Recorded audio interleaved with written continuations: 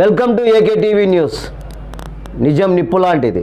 వార్తలు చదువుతున్నది ఉదయగిరి శివరాం. వైఎస్ఆర్ కడప జిల్లా ప్రొద్దుటూరు వైఎస్ఆర్ కాంగ్రెస్ పార్టీ రాష్ట్ర అధికార ప్రతినిధి మాజీ ఎమ్మెల్యే రాచమల్లు శివప్రసాద్ రెడ్డి ప్రెస్ మీట్లో వారు మాట్లాడుతూ తెలుగుదేశం పార్టీ ప్రభుత్వం అధికారంలోకి వచ్చి 6 నెలలు పూర్తి కావస్తుంది.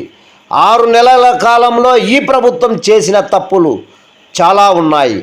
అత్యంత ప్రాధాన్యత కలిగినటువంటి సమాజానికి అవసరమైనటువంటిది విద్య. ఈ విద్య విషయంలో ప్రభుత్వం చేసిన తప్పు అంతా ఇంత కాదు, క్షమించడానికి వీలు లేనంత తప్పు చేస్తుంది. అక్షరాభ్యాసం పెంచాలని జగన్మోహన్ రెడ్డి ఎంతో ప్రయత్నం చేశాడో ఈ 6 నెలల కాలంలో ప్రభుత్వం అంత నిర్లక్ష్యం చేసింది. జగన్మోహన్ రెడ్డి గారి ప్రభుత్వంలో విద్యా విధానానికి స్వర్ణయుగమని చెప్పవచ్చు. కూటమి ప్రభుత్వంలో చీకటిక కమ్ముకునింది. 5 సంవత్సరాలు అమ్మఒడి జగన్మోహన్ రెడ్డి ఇచ్చారు. ఎంతమంది పిల్లలు ఉంటే అంతమందికి అమ్మఒడి ఇస్తానని చెప్పారు. ఈ సంవత్సరం అమ్మఒడి తల్లికి వందనం ఇవ్వకుండా ఎత్తేశారు. ఉద్దేశమే లేదు కాబట్టి పేద ప్రజలకు ఆర్థికంగా సహాయం పడాలన్నది చంద్రబాబు నాయుడుది. నేడు చాలా గొప్ప పథకం. రాష్ట్రం ఎల్లలు దాటి భారతదేశ వ్యాప్తంగా ఉన్న దేశాలు, ప్రపంచ వ్యాప్తంగా ఉన్న దేశాలు ఆంధ్రప్రదేశ్ విద్యా విధానాన్ని ప్రశంసించారు. జగన్మోహన్ రెడ్డి విద్యను అత్యంత ప్రతిస్పందనగా తీసుకొని 6,400 పాఠశాలలకు 24,000 కోట్ల రూపాయలు పెట్టి పాఠశాల మరమ్మతులు చేశారు. నూతన తరగతులు నిర్మించారు. ఇప్పుడు నాడు నేడు అనే స్కీమ్ ఎత్తేశారు.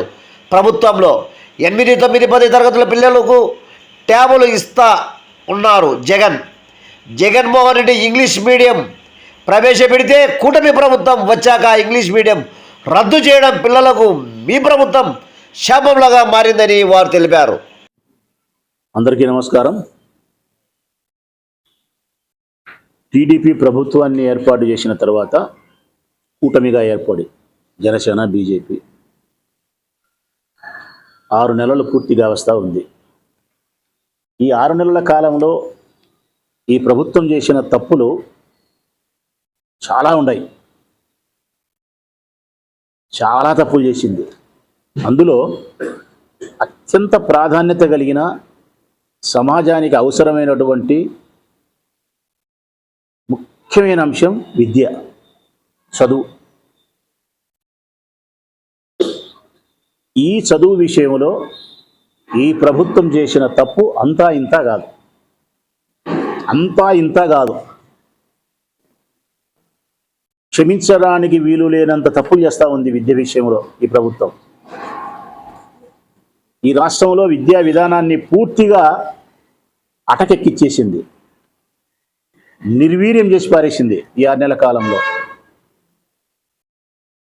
అక్షరాస్యతను పెంచాలని చెప్పి జగన్మోహన్ రెడ్డి గారు ఎంత ప్రయత్నం చేసినారో 5 సంవత్సరాల కాలంలో, ఈ 6 నెలల కాలంలోనే నిరక్షరాస్యతను పెంచుతూ ఉంది టీడీపీ ప్రభుత్వం.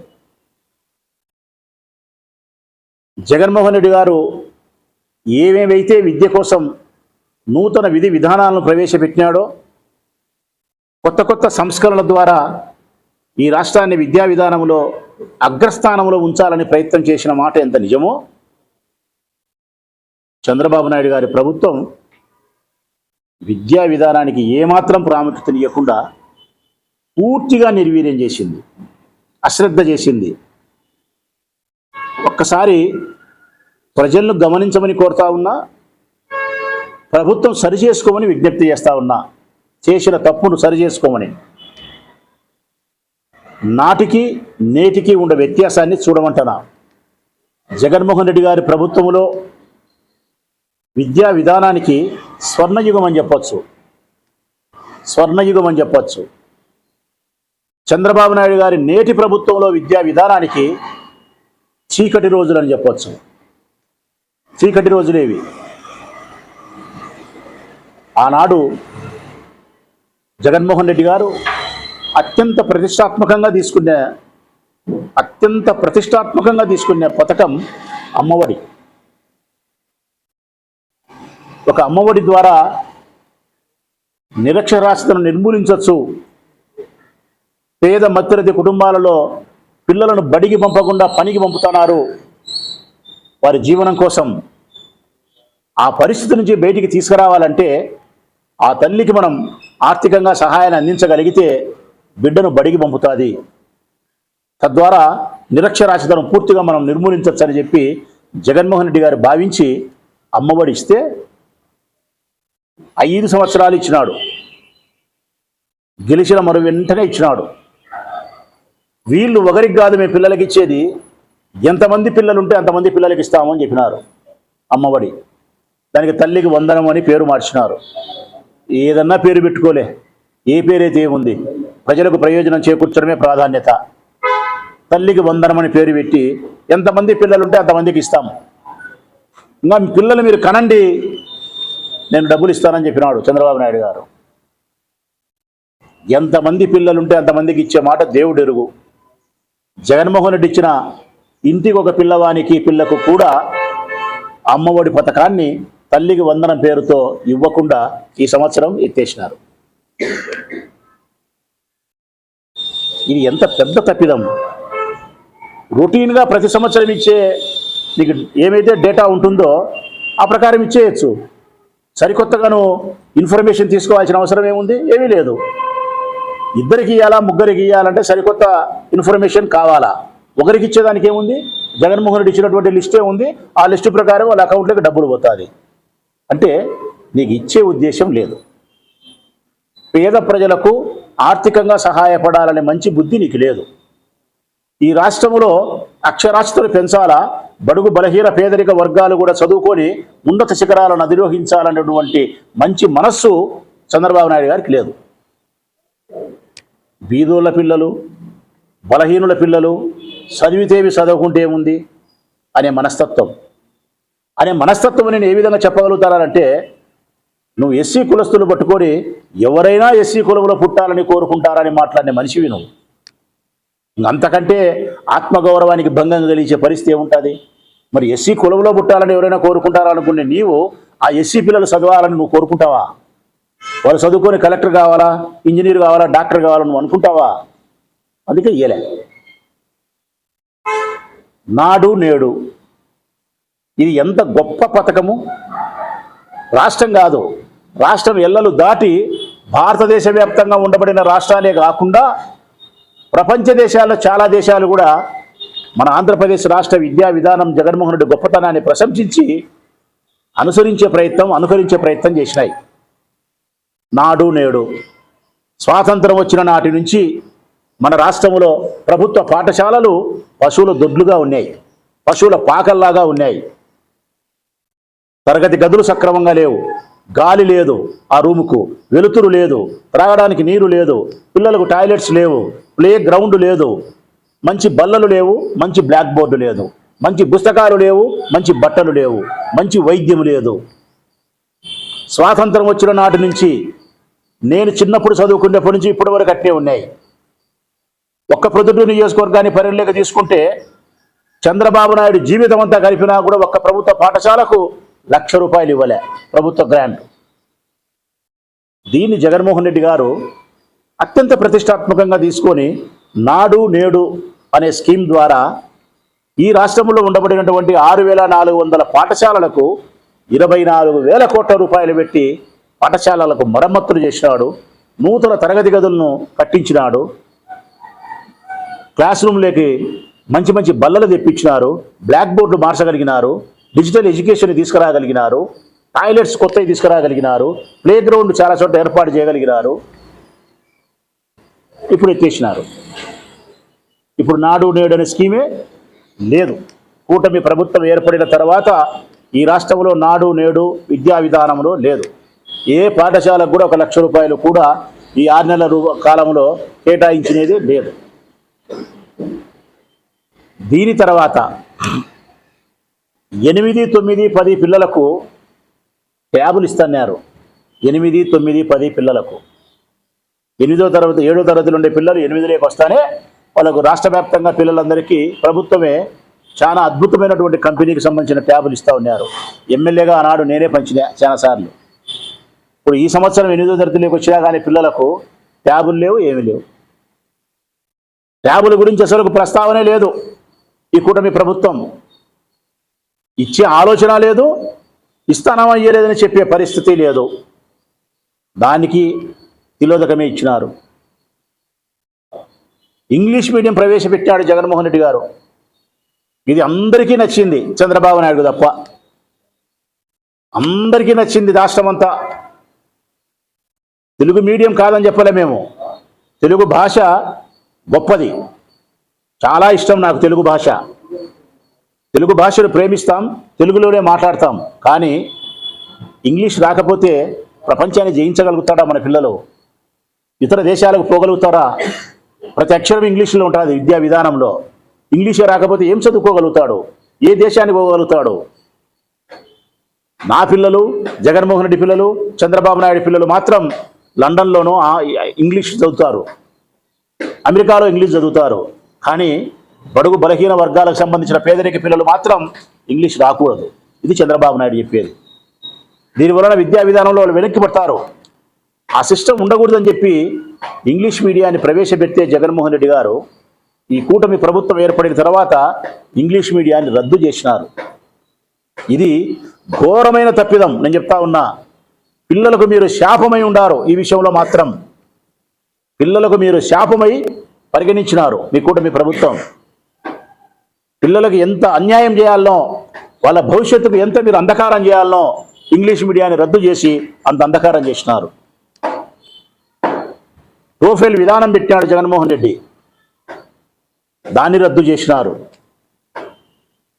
ఐబీ సిస్టమ్ తీసుకొచ్చినాడు జగన్మోహన్ రెడ్డి గారు. అంటే పిల్లలు ఏ సందర్భంలో కూడా ఏ సమస్య మీదైనా ఆత్మస్థైర్యంతో మాట్లాడగలిగినటువంటి శక్తి సామర్థ్యాలు కలిగిన సిస్టమ్ తీసుకొస్తే ఒక సబ్జెక్ట్ను, దాన్ని రద్దు చేసినారు. ఐబీ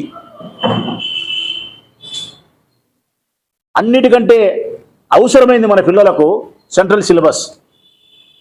సెంట్రల్ సిలబస్ చాలా ఇంపార్టెంట్. స్టేట్ సిలబస్ కాకుండా సెంట్రల్ సిలబస్తో మనం పోటీ పడాలంటే మన పిల్లలు వెనకబడి ఉన్నారు. ఇప్పుడు నా పిల్లలు సెంట్రల్ సిలబస్ చదివినారు. నా పిల్లలే చెప్తున్నారు సెంట్రల్ సిలబస్ లేని పిల్లలకు, చదివిన పిల్లలకు ఎంత వ్యత్యాసం ఉంది అనేది. అది గుర్తించినటువంటి జగన్మోహన్ రెడ్డి సెంట్రల్ సిలబస్ అమల్లోకి తీసుకొస్తే దాన్ని రద్దు చేసినాడు. చంద్రబాబు నాయుడు రద్దు చేసినాడు దాన్ని కూడా. ఇంగ్లీష్ మీడియం లేదు, ఐబీ లేదు, టోఫెల్ విధానం లేదు, సెంట్రల్ సిలబస్ లేదు, నాడు నేడు లేదు, తల్లికి వందనం, అమ్మఒడి ఉండేది తల్లికి వందనం పేరుతో అది లేదు, ట్యాబులు పంచేది లేదు. ఇక ఉన్నత విద్యకు సంబంధించి ఫీజు రియంబర్స్మెంట్, ఉన్నత విద్యకు సంబంధించి ఫీజు రియంబర్స్మెంట్, ఇంజనీరింగ్ కావచ్చు, డాక్టర్ కావచ్చు, డిగ్రీ కావచ్చు, పాలిటెక్నికల్ కావచ్చు, ₹1 డబ్బులు వేలే. ఇప్పటికి ₹1 డబ్బులు వేలే. 6 నెలలు గడిచింది.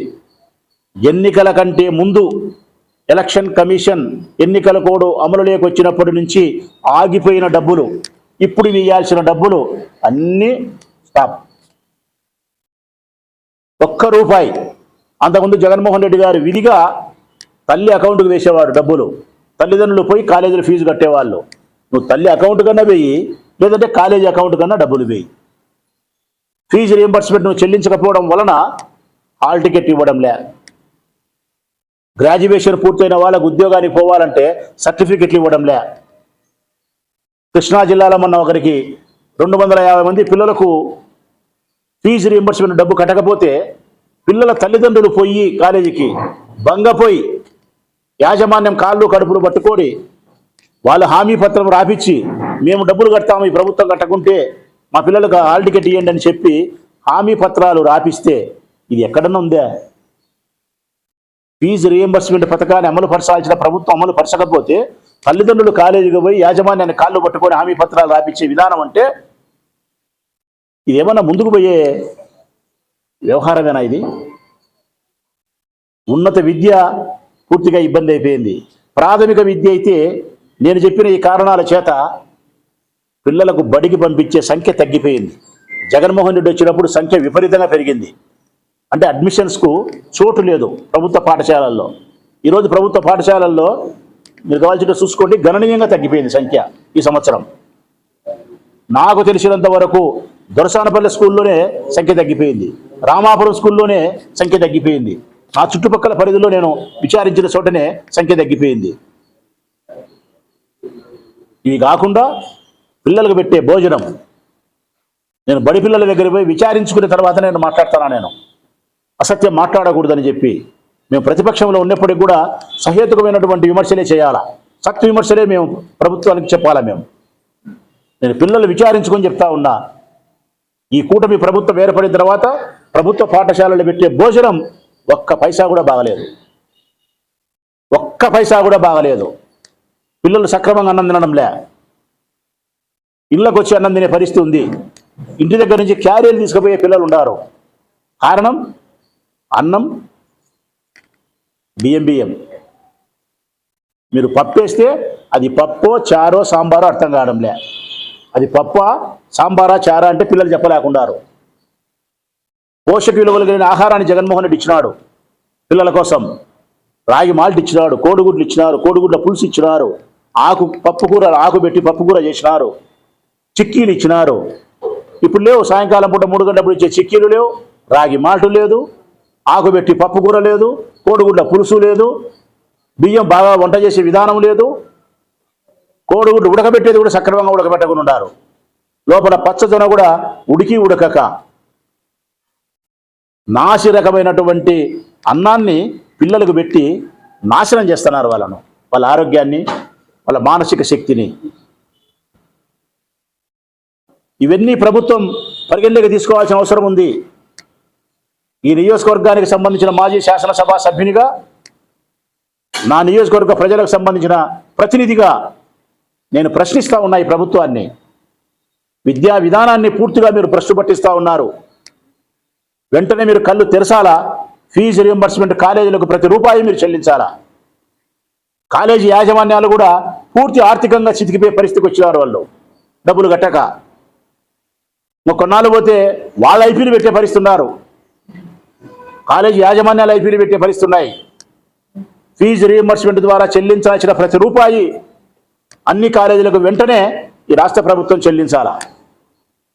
ఇంగ్లీష్ మీడియాన్ని కానీ, టోఫెల్ విధానాన్ని కానీ, ఐబీ విధానాన్ని కానీ, సెంట్రల్ సిలబస్ విధానాన్ని కానీ మళ్ళీ తీసుకురావాలా పిల్లల కోసం. నాడు నేడు ద్వారా పాఠశాలల మరమ్మతులు కానీ, నూతన తరగతి గదులు కానీ, మరిన్ని మౌలికమైన వసతుల కోసం 100 కోట్ల రూపాయలు జగన్మోహన్ రెడ్డి వెచ్చించినట్టే వెచ్చించాలా. నాణ్యత కలిగిన భోజనం పెట్టాలా. ఇవన్నీ మీరు చేయకపోతే ఓటు బేసీ కథ, బెయ్యని కథ, గెలవడం కథ, ఓడం కథ పక్కన పెడితే పిల్లల యొక్క ఉసురు మాత్రం మీకు తగలకపోనే పోదు. పిల్లల యొక్క కొట్టు మీకు కొట్టుకోకుండా పోయే ప్రసక్తే లేదు. సర్వనాశనం ఈ ప్రభుత్వం అవుతుంది పిల్లలను బాధ పెట్టి. పిల్లల భవిష్యత్తుకు బంగారు బాట వేయాల్సిన ఈ కూటమి ప్రభుత్వం అంధకార జీవితాన్ని అలుముకున్నట్టు చేస్తూ ఉంది. నేను బాగా అడుగుతా ఉన్న ప్రజలను, ఈ ప్రభుత్వాన్ని ఒక్కసారి మీరే ఆలోచన చేయండి. ప్రతిరోజు ఈనాడు పత్రిక కానీ, ఆంధ్రజ్యోతి పత్రిక కానీ మనం పట్టుకుంటే ఈ 6 నెలల కాలంలో ప్రతిరోజు, ఈరోజు, నిన్న, మొన్న, ఆమన్న డిసెంబర్, అక్టోబర్, నవంబర్, జూన్ నుంచి ప్రతిరోజు పత్రిక పట్టుకుంటే ఆ పత్రికలో ప్రజలకు అవసరమైన విషయాలు ఉండవు. ప్రజలారా, మీకు అవసరమైన విషయాలు ఏంటి? అమ్మఒడి ఎప్పుడు ఇస్తున్నాము, విధి విధానాలేంటి? 1500 రూపాయలు ఆడపిల్లలకు ఇస్తామని చెప్పినాడు, ఎప్పటి నుంచి ఇస్తాడు? గ్యాస్ సిలిండర్లు 3 అని చెప్పినాడే, 1 ఇస్తున్నాడు, ఆ 1 కూడా అందరికీ రాలే. అందరికీ రావాలంటే విధి విధానాలేంది, ఏం జరుగుతుంది? 50 ఏళ్ళకు పెన్షన్ చెప్పినాడే, ఇంకా ఇయ్యలేదే, ఎప్పుడు అనౌన్స్మెంట్ చేస్తాడు? మాకు ఎప్పుడు 10 రూపాయలు డబ్బులు వస్తాయి? చేనేతలకు 24,000 చెప్పినాడు, ఈ నెల సంవత్సరం వేల నిలిపినాడు. ఇది నిలుపుతాడా, కొనసాగిస్తాడా? ఇది అవసరం. 45 ఏళ్ళకు పెన్షన్ ఇస్తా అని చెప్పినాడు, 50 ఏళ్ళ పెన్షన్ ఇయ్యలే కాబట్టి పాత విధానంలో 45 ఏళ్ళకు పెన్షన్ ఇయ్యాలి కదా, అది ఇయ్యలేదే, ఇస్తాడా ఇయ్యడా? అంటే ప్రజలకు అవసరమైనటువంటి విషయాలు, వాళ్లకు 10 రూపాయల సంసారానికి ఉపయోగపడే విషయాలు, కరెంటు బిల్లులు పెరిగినాయా, పెరగలేదా, తగ్గించామనా, నిత్యావసర వస్తువుల ధరలు పెరిగినాయే, తగ్గించేదానికి ప్రభుత్వం ఏం చర్యలు తీసుకుంటుంది? ఇవి వాళ్ళకి ఇంట్రెస్ట్. ఒక్కరోజునే విన్నాయా పత్రికలు, ఆంధ్రజ్యోతిలో, ఈనాడులో? ప్రజలారా, పద్దనే పత్రిక తీస్తే ఆంధ్రజ్యోతి, ఈనాడులో మీకు అవసరమైన విషయాలు, చంద్రబాబు నాయుడు కూటమి ప్రభుత్వం ద్వారా చేయాల్సిన పాలనకు సంబంధించిన, మీ అభివృద్ధికి, మీ అవసరానికి సంబంధించిన అంశాలు ఒక్కటి కూడా ఉండవు. అందులో ఉండేది తిరుపతి లడ్డులో కొవ్వు కలిపినాడు జగన్. బోట్లతో ప్రకాశం బ్యారేజ్ను కూల్చే ప్రయత్నం చేసినాడు జగన్. షర్మిలమ్మ ఆస్తులు ఇవ్వకుండా లాక్కున్నాడు. తల్లిని చెల్లిని బదారికిచ్చినాడు జగన్. ఆదానితో లెక్క కొట్టేసినాడు 1750 రూపాయలు, 1750 కోట్ల రూపాయలు జగన్. ఇప్పుడు లేటెస్ట్గా పోర్టులో బియ్యం అక్రమ రవాణా చేస్తున్నారు. తర్వాత ఆ పోర్టుకు సంబంధించి ఆస్తులే లాక్కున్నారు. మదనపల్లెలో ఫైళ్లు కాల్చినారు. అంటే మీకు అవసరం లేని విషయాలు, అబద్ధాలతో కూడిన విషయాలు అవి కూడా. జగన్ మీద వాళ్ళు ఆరోపిస్తా అంటే ఆరోపణలు అబద్ధాలు. మదనపల్లెలో ఫైల్ ఆయన కాలుస్తాడా? 3 మామూలు బోట్లతో ప్రకాశం బ్యారేజీని కూలుస్తాడా? షకీతో ఒప్పందం చేసుకుంటే ఆదానితో ఒప్పందం చేసుకున్నట్ట. షర్మిలమ్మ ఆయనకుండే సక్కా అన్నా చెల్లెళ్ళకు బంధానికి సంబంధించిన కుటుంబ వ్యవహారాలు మనకు అవసరమా? కోర్టులో బియ్యం పోయేదానికి జగన్మోహన్ రెడ్డి సంబంధమా? మీ ప్రభుత్వంలో బియ్యం పోతున్నాయంటే ఎమ్మెల్యేలు ఎవరు, ఎంపీలు ఎవరు, ఉప ముఖ్యమంత్రులు ఎవరు, ముఖ్యమంత్రులు ఎవరు? మీ పలుకుబడికి లోబడి దాటుకుంటాయా? లేకపోతే ఓడిపోయిన ప్రసాద్ రెడ్డికో, ఓడిపోయిన కన్నబాబుకో, ఓడిపోయిన రాంబాబుకో లోబడి బియ్యం దాటుకుంటాయా? అసలు బియ్యం గురించి మీరు మాట్లాడుతున్నారు. మీరు క్షేత్రస్థాయిలో ఏం జరుగుతుందో కూడా తెలుసుకోలేకపోతే ఎట్లా? ఈరోజు అయ్యన్న పాత్రుడు మాట్లాడినాడు, నిజం అది. కేంద్ర ప్రభుత్వం రూపాయికి ఇస్తాండే బియ్యాన్ని 20 రూపాయలకు 22 రూపాయలకు ప్రజలే అమ్మేస్తున్నారు, డీలర్ కట్నే. కారణం, మీరిచ్చిన బియ్యం తినడానికి ప్రజలు సంసిద్ధంగా లేరు. ఇది నేను గతంలో ఎన్నోసార్లు చెప్పినా. నేను మా ప్రభుత్వం ఎప్పుడు కూడా చెప్పినా. నేను ఈ ప్రభుత్వం ఇచ్చే బియ్యం తినడానికి వాళ్ళు సంసిద్ధంగా లేరు. వాళ్ళ దృష్టిలో అవి నాసిరకం, వాళ్ళ దృష్టిలో అవి కడుపును వస్తాయి, వాళ్ళ దృష్టిలో అవి మంచి బియ్యం కాదు, ధనవంతులు తినే బియ్యం కాదు. మీకొక బియ్యం మాకొక బియ్యమా? అది బాగుండదు బువ్వ, అందుకే మేము తినం. దోశల కన్నా ఉపయోగిస్తాం, అమ్ముకుంటాం. డీలర్ ఇట్లా వేలు కూడా తీసుకుంటున్నాడు, సంచిలో కూడా పోసుకోలే. 10 రూపాయలు 20 రూపాయల చొప్పున వాళ్ళకి 5 కేజీలు 10 కేజీలు 20 కేజీలు ఎన్ని వస్తాయో దానికి లెక్క తీసుకుంటున్నారు. లెక్క తీసుకొని ఇంటికి పోతున్నారు. ఆ బియ్యం ఆడికి పోతాయి, నల్ల మార్కెట్కి పోతాయి. మళ్ళీ పాలిషింగ్ చేస్తారు. మళ్ళీ అంచెలంచెలుగా పొద్దుటూరు నుంచి మైదుకూరు నుంచి కడప నుంచి హైదరాబాదు, అమరావతి, ఆ నుంచి పోర్టు, ఆ నుంచి ఇతర దేశాలకు. యథావిధి రొటీన్. తెల్లవారితే సూర్యుడు ఉదయించడం, సాయంకాలం అయితే పొద్దున్న గంట జరుగుతుందో బియ్యం అక్రమ రవాణా కూడా ఇట్నే జరుగుతూ ఉంది. ఇది అందరికీ తెలిసిన సత్యం. మరి అక్రమ బియ్యం రవాణా ఆపాలా అంటే కదా ప్రజలను చైతన్యపరచండి. ఆ బియ్యం తినడానికి కావాల్సిన స్థితిని చేస్తారా? తినకపోతే వాళ్ళు తినడానికి కావాల్సిన బియ్యాన్ని ఇస్తారా? ఆ పరిస్థితి లేదంటే బియ్యం ఆపదలు చేసి డబ్బిస్తారా? లేకుంటే ఆ డబ్బును మరొకదానికి ఉపయోగిస్తారా? ఇవన్నీ గాలికి వదిలేసి బియ్యం పోతే జగనే, ధరలు పెరిగితే జగనే, కరెంటు బిల్లులు పెరిగితే జగనే, ప్రకాశం బ్యారేజీని దెబ్బ తగిలితే జగనే, ఆదాని జగనే, షర్మిలమ్మ జగనే, లడ్డులో కొవ్వు జగనే. ఏమన్నా ఇది అర్థం పర్థం ఉండే మాటలా? ప్రజలారా, మీరు చేయాల్సిన అభివృద్ధిని, మీరు ఇవ్వాల్సిన డబ్బును, సంక్షేమ పథకాలను, విద్యను ప్రజలకు అందించకుండా గాలికి వదిలేసి డైవర్షన్ పాలిటిక్స్ తీసుకొని పనికిమాలిన విషయాలు, ప్రజలకు అవసరం లేని విషయాలను, అబద్ధాలను ప్రస్తావించి ఎన్నాళ్ళు ప్రజల కళ్ళకు గంతలు కడతారు? మీరు 6 నెలలు కట్టినారు, ఇంకొక 6 నెలలు కడతారు. మన తర్వాత సంవత్సరం తర్వాత మీరు ప్రజల కళ్ళకు గంతలు కట్టలేరు. ప్రజలు మిమ్మల్ని భూస్థాపితం చేస్తారు. మిమ్మల్ని చెప్పిన హామీలను మెడలు వంచి నెరవేర్చమని కోరుతారు. మీరు చెప్పే డైవర్షన్ పాలిటిక్స్ అన్ని పక్కన పెట్టు అని చెప్తారు. మీ పనికిమాలిన విషయాలు మాతో మాట్లాడద్దు, మాకు పనికొచ్చే విషయాలేదో, మాకు చేస్తామన్న విషయాలేదో మీరు చేయండి అని చెప్పి ప్రజలు మిమ్మల్ని ప్రశ్నించే రోజు దగ్గరకుంది. వాళ్ళ చేత ప్రశ్నించబడేంత వరకు వైఎస్ఆర్ కాంగ్రెస్ పార్టీ గట్టిగా ప్రయత్నం చేస్తూనే ఉంటుంది. దయచేసి ఇప్పటికైనా కూటమి ప్రభుత్వం వారు ఇప్పటికైనా, ఆంధ్రజ్యోతి, ఈనాడు పత్రికలు ఇప్పటికైనా పనికి మాలిన విషయాలను, అబద్ధాలను ప్రస్తావించేదానికంటే ప్రజలకు అవసరమైనటువంటి అభివృద్ధి, సంక్షేమాన్ని ప్రజలకు అందించే విషయాలను, విధి విధానాలను ప్రజలకు తెలియజేయండి. పత్రికలారా, విషాన్ని చిమ్మడం మానుకోండి, అమృతాన్ని ఇచ్చే ప్రయత్నం చేయండి. పద్దన లేచిరా నుంచి ప్రజలకు సహాయం చేసే విషయాన్ని పక్కన పెట్టి వైఎస్ఆర్ కాంగ్రెస్ పార్టీకి సంబంధించిన వాళ్ళను, సోషల్ మీడియా వాళ్ళను, నాయకులను కక్ష సాధించే చర్యలో భాగంగా జైలుకు పంపించినంత ప్రాముఖ్యత ప్రజలకు మేలు చేసే విషయంలో మీరు ప్రాముఖ్యత చూపడంలే. నాణ్యత కలిగిన మందు ఇస్తామని చెప్పినారే కానీ నాణ్యత కలిగిన విద్యను ఇస్తామని చెప్పలేకపోయినారు. మీరు నాణ్యత కలిగిన విద్యను అభ్యసించే బిడ్డలకు మంచి భూమిని పెడతామని మీరు చెప్పలేకపోయినారు.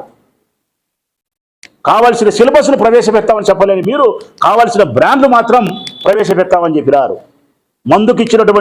మందు తాగే వాళ్ళకి ఇచ్చినటువంటి ప్రాధాన్యత వారి బిడ్డలకు అక్షరాస్యత కోసం మీరు ఇయ్యలేకపోయినారు. ఇది మంచి ప్రభుత్వమా? ఇది మంచి పాలన అంటారా? మేము ప్రశ్నిస్తే మా మీద కేసులా? మేము ప్రశ్నిస్తే మా మీద ఫోక్స్గా చట్టాలు 11 రకాల సెక్షన్లు పెట్టి జైల్లోకి పంపితే ఏం ఉద్ధరిస్తారు మీరు? ఎవరికి మేలు చేసేటైతే అది? దయచేసి కూటమి ప్రభుత్వానికి నేను విజ్ఞప్తి చేస్తా ఉన్నా, హెచ్చరిక చేస్తా ఉన్నా. ఇదే విధంగా మీరు ప్రవర్తిస్తే, మీ పంతాను మార్చుకోకపోతే రాబోయే కాలంలో మీ పార్టీకి సంబంధించిన నాయకులు మీ నియోజకవర్గాల్లో బయటికి వచ్చి తిరిగే పరిస్థితి కూడా ఉండదు. కారుకు అద్దాలు ఎత్తుకొని రహస్యంగా పారిపోయే పరిస్థితి వస్తుంది. అది రాకుండా ఉండాలంటే మీ పంతా మార్చుకోండి.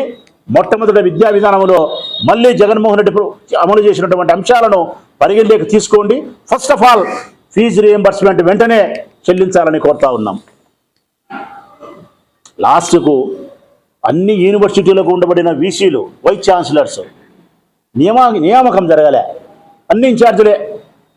యా యూనివర్సిటీకి తీసుకో, వైస్ ఛాన్సలరు ఇన్ఛార్జే, నియామకమే లేదు. హాస్టల్ బిల్లులు, మెస్సుకు సంబంధించిన బిల్లులు అన్నీ పెండింగే. ప్రతి హాస్టల్కు మెస్సుకు సంబంధించిన బిల్లులు పెండింగే. ఏ ఒక్కటి సక్రమంగా లేదు.